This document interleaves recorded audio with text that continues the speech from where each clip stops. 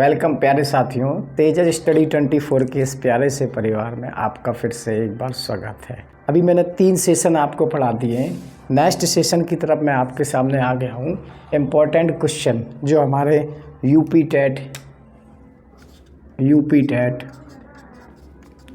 S TET, किसी भी तरीके का टेट हो, बिहार टेट, कुछ भी हो टेट में, सभी के लिए इम्पोर्टेंट हैं। और ये हमारे कुछ इम्पोर्टेंट क्वेश्चन हैं जो भाग की क्रिया पर आधारित हैं। आज आपके सामने मैंने कुछ ऐसे ही क्वेश्चन, धमाकेदार क्वेश्चन लेके आया हूँ जो आपकी सुपर टेट में आपको 1 से 2 नंबर प्राप्त करवा सकते हैं। तो यहाँ देखिए, मैंने एक क्वेश्चन लिख लिया है और उसके 4 ऑप्शन भी दिए गए हैं। तो इस क्वेश्चन को बिल्कुल डीपली और आराम से समझेंगे। जरा देखें क्वेश्चन क्या है। कह रहे हैं 1043 को किसी संख्या से भाग देने पर जो भागफल है वो 11 प्राप्त होता है तथा शेषफल 20 प्राप्त होता है, तो भाजक ज्ञात कीजिए। तो यहाँ पर बेटा आप देखिए कि हमारे सामने कुछ ऐसे वर्ड आए हुए हैं जिन्हें हमें जानना ज़रूरी है। तो सबसे पहले यहाँ एक वर्ड आया हुआ है भागफल। भागफल क्या होता है? एक वर्ड आया हुआ है शेषफल। शेषफल क्या होता है? और एक वर्ड आया है भाजक। ये कैसे होते हैं और कहाँ से आते हैं, कैसे इन्हें जानेंगे? तो देखिए, हम आपको बता दें, आप कक्षा 3, 4, 5 सभी में ये एक भाग का प्रश्न आता था, आपने पढ़ा होगा। अब जैसे यहाँ पर मैं 6 का भाग लगाता हूँ 36 में। 6 का भाग किस में लगा रहा हूँ? 36 में। जब मैं 6 का भाग 36 में लगाऊंगा तो 6 छिक्का बेटा कितना हो जाएगा? 36 हो जाएगा। तो ये कट जाएगा, यानी कि आपने जिससे भाग लगाया है वो आपका भाजक है। क्या है बेटा? भाजक है। और जिसमें भाग लगाया जाता है वो आपका भाज्य कहलाता है। क्या कहलाता है? भाज्य कहलाता है। और जो भी प्राप्त होता है वो आपका क्या होता है? भागफल होता है। अब बेटा यहाँ पर क्या है कि इसमें कोई भी शेषफल प्राप्त नहीं हुआ, मतलब हम कह सकते हैं कि जो भी यहाँ पर प्राप्त होगा यानी कि इसका शेषफल क्या हो जाएगा? 0 हो जाएगा। तो हमने यहाँ पर 4 बातें आपको बताई कि जिससे भाग दिया जाता है वो भाजक कहलाता है, जिसमें भाग दिया जाएगा वो भाज्य कहलाता है, और जो प्राप्त होता है वो आपका भागफल होता है, और जो भी आपको शेष बचता है वही हमारा शेषफल होता है। तो कहने का मतलब ये है कि ये चारों चीज़ों को मैंने आपके सामने बता दिया है। लेकिन अभी इस प्रश्न पे बढ़ते हैं। अभी के लिए हमारा ये प्रश्न इम्पोर्टेंट है कि इस प्रश्न को कैसे किया जा सकता है। तो देखना, यहाँ पर आपके सामने मैं एक क्वेश्चन का आंसर लिखने जा रहा हूँ। इसका मैं सॉल्व करके बताऊंगा कि आपके पेपर में ये क्वेश्चन आ जाए तो आप किस तरीके से करेंगे।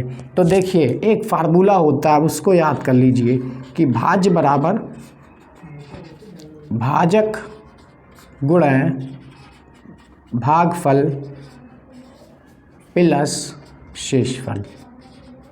ये फार्मूला परीक्षा की दृष्टि से बहुत ही महत्वपूर्ण फार्मूला है। तो जो भी हमारे पास संख्याएं दी गई हैं, जो भी मान दिए गए हैं, उन सभी मानों को आप रख लीजिए। जैसे यहाँ पर हमें भाज्य कितना दिया गया? 1043 को। 1043 को किसी संख्या से, तो इसका मतलब ये हुआ कि जो भाज्य है वो 1043 है। और भाजक जो है वो हमें ज्ञात करना है। तो भाजक की जगह आप भाजक ही लिखा रहने दें, ठीक है। और गुणा भागफल कह रहे हैं 11 प्राप्त होता है, तो भागफल की जगह 11 आ गया, और शेषफल कह रहे हैं 20 प्राप्त होता है। तो ये आपका प्रश्न बन गया कि भाज्य की जगह आपने भाज्य की जगह आपने संख्या उतार ली, और भाजक पूछा गया था, और भागफल आपको 11 दिया गया था, और शेषफल आपको 20 दिया गया था।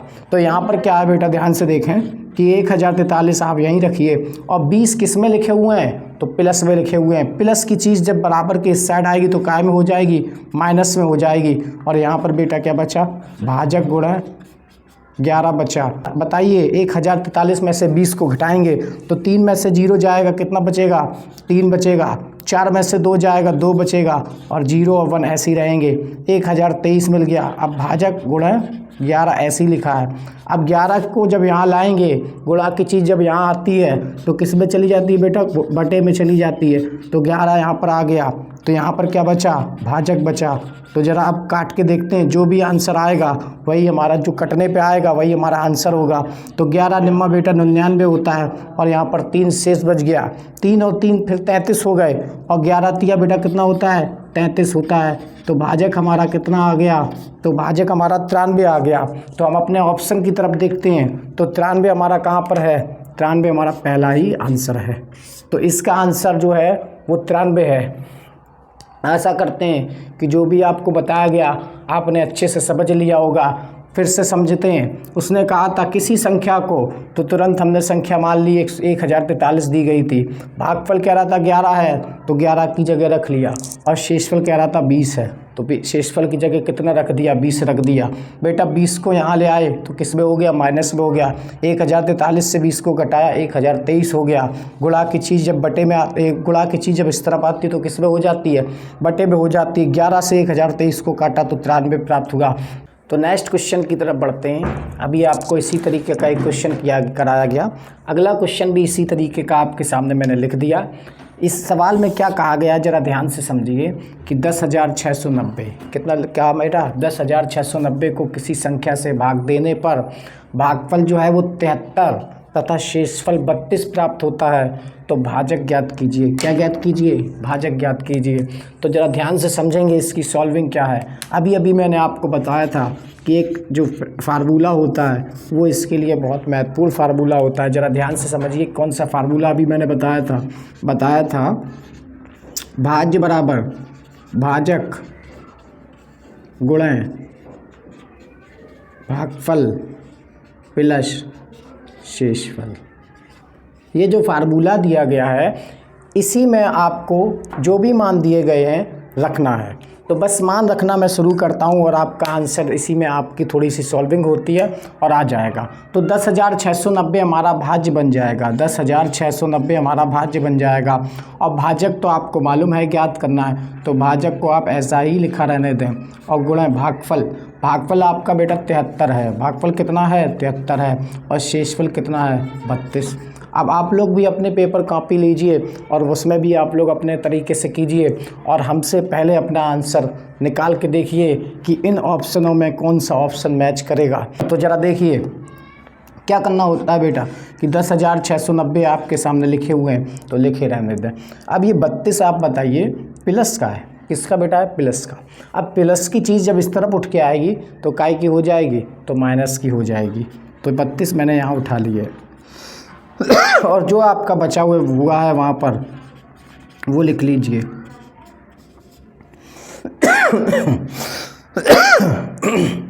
खांसी हो रही है यार।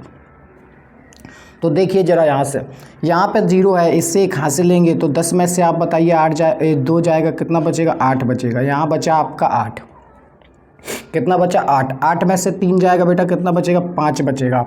और 6 0 1 ये ऐसे ही लिखा रहेगा। और यहाँ पर क्या बचा, भाजक बचा और 73 बचा। कितना बचा, 73 बचा। अब आप जानते हैं कि गुणा की चीज़ कहाँ पर आ जाती है बेटा, बटे में आ जाती है। किस में आ जाती है, बटे में आ जाती है। तो 10,658 के बटे में क्या आ जाएगा, 73 आ जाएगा। क्या आ जाएगा, 73 आ जाएगा। और बराबर में आपका क्या बचेगा, भाजक बचेगा। अब आपको क्या करना है कि जो 73 है वो 10,658 से काटना पड़ेगा। तो काटने के लिए क्या करते हैं बेटा, भाग लगा लेते हैं 10,658 का। भाग से क्या हो जाता है कि भाग से थोड़ा सरल हो जाता है। तो 10,658 का भाग लगा देंगे तो 73 एकम 73, 1 बार जाएगा। 6 में से 3 गई, 3 बचेगा। 10 में से 7 गई, 3 बचेगा। अब यहाँ से आप 5 को उतारेंगे तो कितना हो जाएगा, 335 हो जाएगा। तो बताइए कितने बार जाएगा, 7 चौक 28, मेरे हिसाब से 4 बार जाना चाहिए। 4 तिया 12 हो गए, 1 हासिल, 4 सत्ते 28 और 1 29। तो यहाँ घटा लेंगे, घटाने से क्या है, 5 में से 2 गई, कितना बचेगा, 3 बचेगा। यहाँ से हासिल लेंगे, 13 में से 9 जाएगा, कितना बचेगा बेटा, 4 बचेगा। यानी कि 43 प्राप्त हुए। एक संख्या और बची हुई है हमारी 8। 73 का भाग लगाना आपको 438 से ज़्यादा ना हो। तो देखते हैं कौन सा कितने बार जाएगा, 7 पंचे 35, 7 छिंग 42, यानी कि 6 बार जाएगा। तो ज़रा चेक करें, 6 तिया कितने होते हैं, 18 होते हैं, 1 हासिल, 6 सत्ते 28 और 1 6 सत्ते 42 और 1 43। तो यहाँ देखिए बेटा पूरा चला गया। और जो भी हमारा भागफल प्राप्त हुआ वो कितना प्राप्त हुआ, 146। तो इसका मतलब ये है कि आप 73 को जब 10,658 से काटेंगे तो इसका मतलब आपका आंसर जो आएगा वो 146 आएगा। तो भाजक बेटा कितना प्राप्त हुआ, भाजक आपका 146 प्राप्त हुआ। अब आपको देखना है कि हमारा कौन सा ऑप्शन मैच कर रहा है। तो आप देखिए ध्यान से, हमारा 104 मैच नहीं कर रहा, 136 मैच नहीं कर रहा, 246 भी मैच नहीं कर रहा, तो कौन सा मैच कर रहा है? 146 वाला बिल्कुल करेक्ट आंसर है। तो आपको समझ में आ रहा होगा कि ये सवाल कैसे करना है आपको। तो तीसरे क्वेश्चन की तरफ बढ़ते हैं आगे।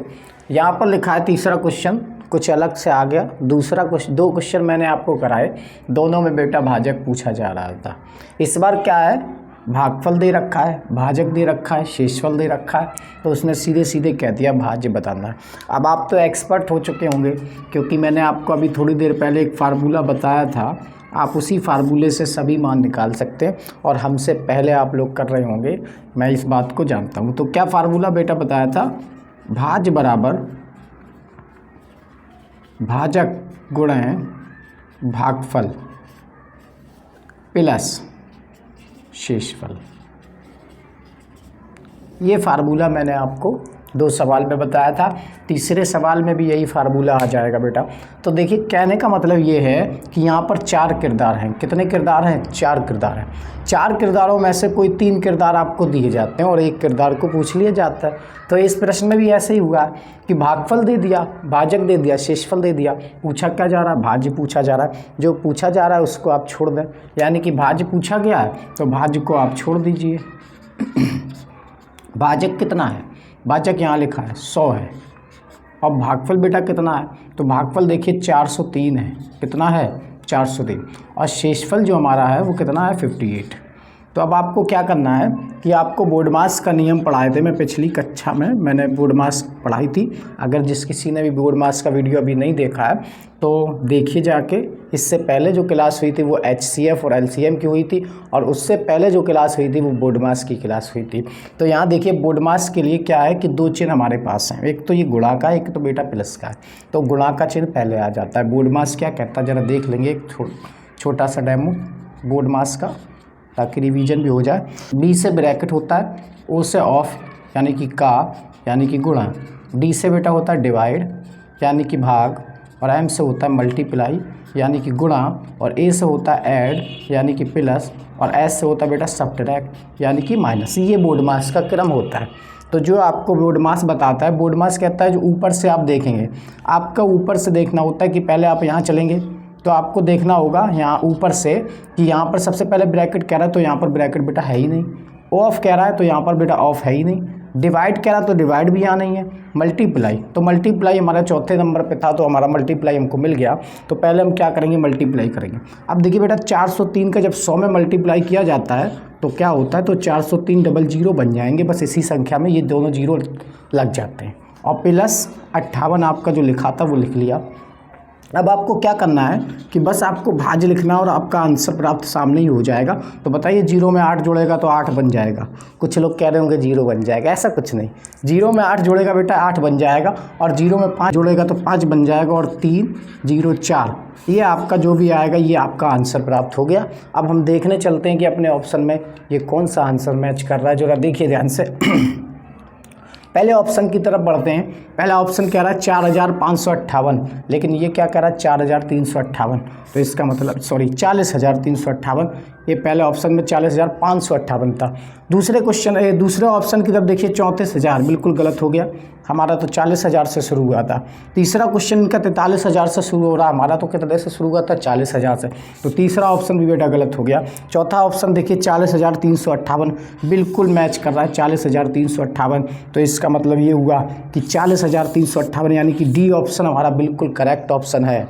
तो आशा करते हैं कि जो भी आपको भाग की क्रिया पर आधारित प्रश्न पढ़ाए गए हैं वो बहुत अच्छे से आपने समझे होंगे। इसी तरीके से जो आपको इम्पोर्टेंट सवाल हैं वो मैंने भाग की क्रिया के सभी इम्पोर्टेंट सवाल आपको बता दिए।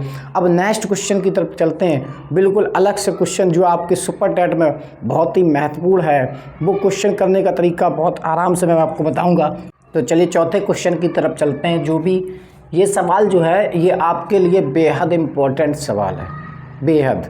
तो ज़रा ध्यान से समझेंगे, इतना इम्पोर्टेंट सवाल है कि आपके UP TET, super TET, C TET सभी में आपको ये सवाल देखने को मिल जाएगा। अदर कॉम्पिटिटिव एग्ज़ाम भी होते हैं उसमें भी देखने को मिल जाएगा।